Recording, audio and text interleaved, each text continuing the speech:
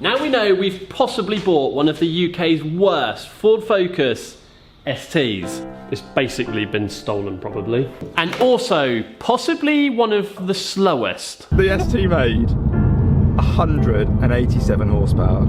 So we need to start pulling this thing apart to see exactly what is wrong with it. I reckon there's a car here that is good for 300 brake.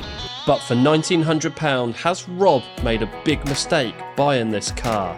We bought this knowing that it had potentially been stolen, with it being a categorised write-off, with having 135,000+ miles on the clock. But what we didn't know is that it was only producing 187 brake horsepower until we recently had it on a rolling road.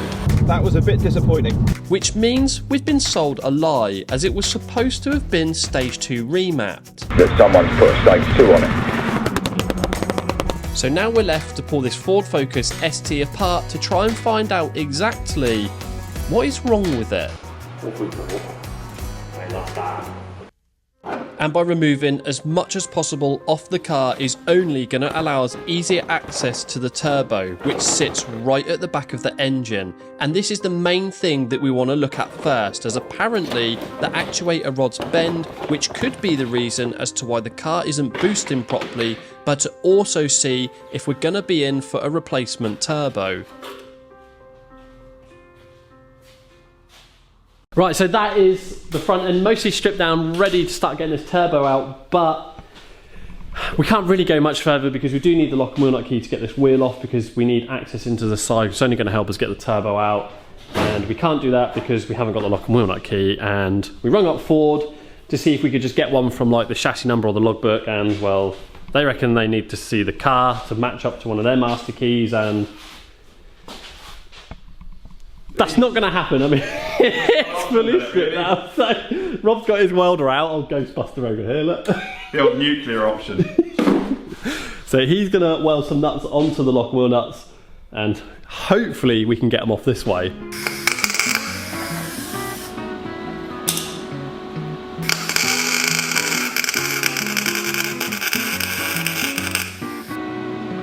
Pretty good.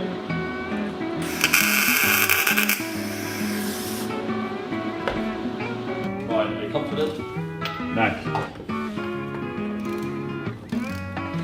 Ready? Yep. Oh. Few moments later.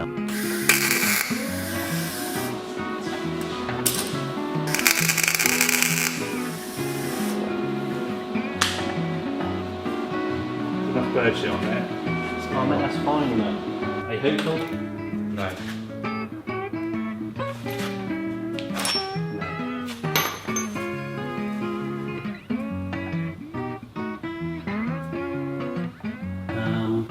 Many hours later. We end up running out of nuts, and then we resorted to bolts, and then I end up nearly welding the bloody bolt to the rim, and then the welder ran out of gas. We've been on this thing hours, so we just threw in the towel. Rob knows a guy next door. And yeah, the lads next door do agricultural welding, so took it round there, and an hour later we get the car back, and it's done. So yeah. It actually took him longer than I thought it was going to take, Yeah. and so it doesn't make me feel that bad at least. So, but now we've got the wheel off, the bumper off. It's unearthed a few things, and this is definitely the ST that keeps giving. So our favourite discovery yet has got to be these calipers, and that is because they've been painted, but only the faces.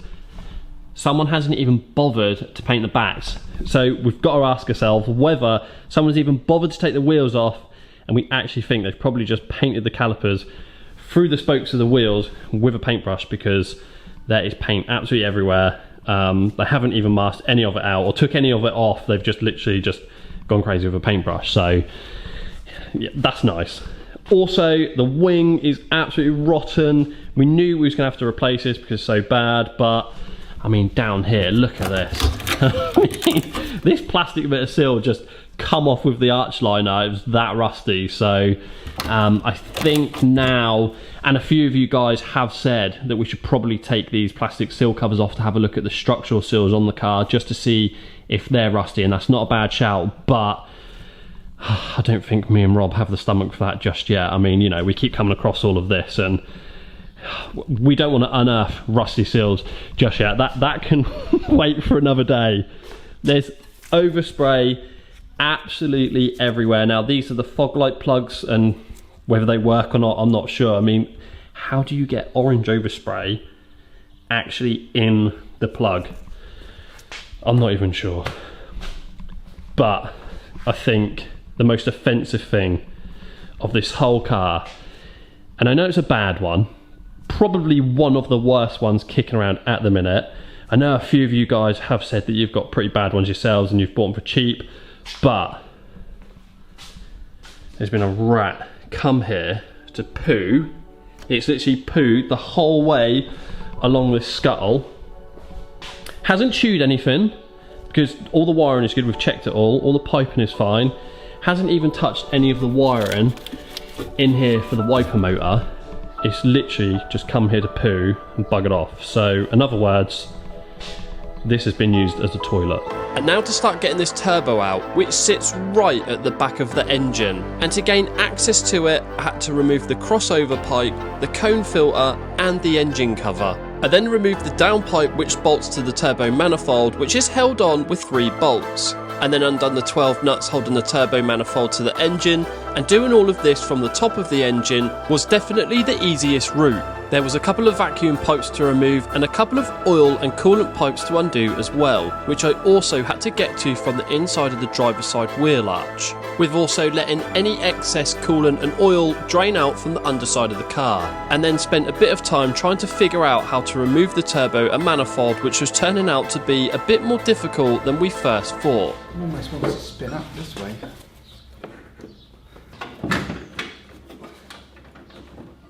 Oh, so close, isn't it?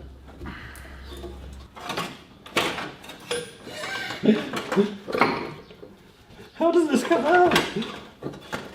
Does it go underneath? That's what I'm now thinking. It wants to go, it's feeling like it wants to go that way, doesn't it? No. There you are. Come on a bit. That's it. No. Mate, these definitely, I can't see if they come out the top. No. Can you? Let's put the car up and see if we can get it out from underneath.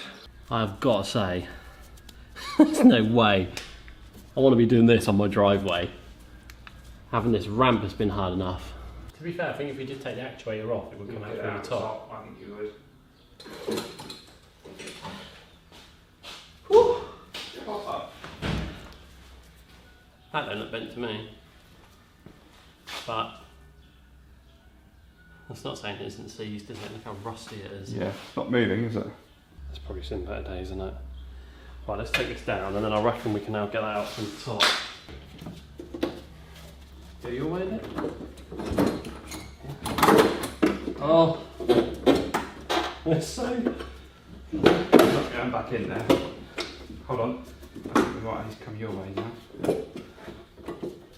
Should we twist it round? Right. That. Oh, hang on. Got the line on. What we got now?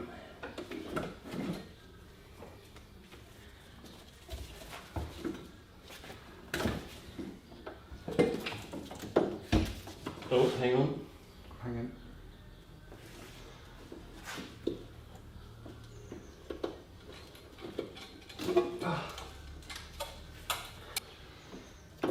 Yes!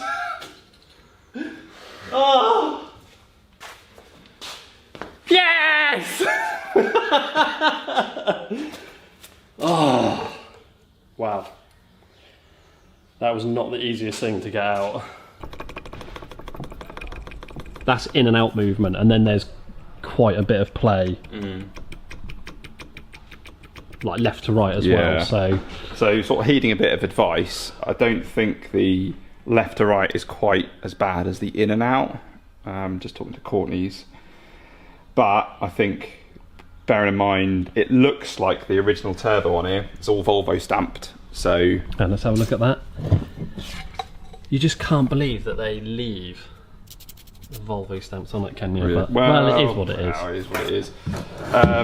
So, likelihood is it's the original turbo, so I think we're going to get this sent off, or at least get a price to have it rebuilt, because I think a new turbo we're going to be in for in for a lot of money. They're not going to be cheap, are we? No. And we also need to have a look at the actuator as well. So Yeah, that looked a bit graunchy, didn't it? yeah. So yeah, we'll whiz this down to Courtney's and get the official verdict of how bad it is. And whilst the turbo is over with John, next up is we're going to be getting the intercooler off on this, having a look at that, and we had a load of service stuff turn up for this today as well, which we're going to be attempting next. Which is going to be interesting because neither of us have done a cam belt change, so yeah, we'll bluster our way through that, can't we? Yeah, that should turn into some fun content because there's probably going to be an engine rebuild, a part of this series somewhere at some point. Let the pistons meet the valves. So make sure you keep watching these videos, guys. If you've liked this one, hit that like button, hit that subscribe button, and we'll see you all in the next one. No. Imagine being a mechanic and wearing a Rolex. Fucking Rolex, I'll give you Rolex. It's an Amiga. What, a Vauxhall? Imagine being married to me. I would love to know. That's awkward.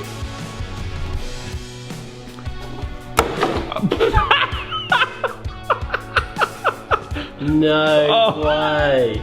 Oh no. Wow, terrible. Oh. We've had that since I was a boy. Oh, Travis.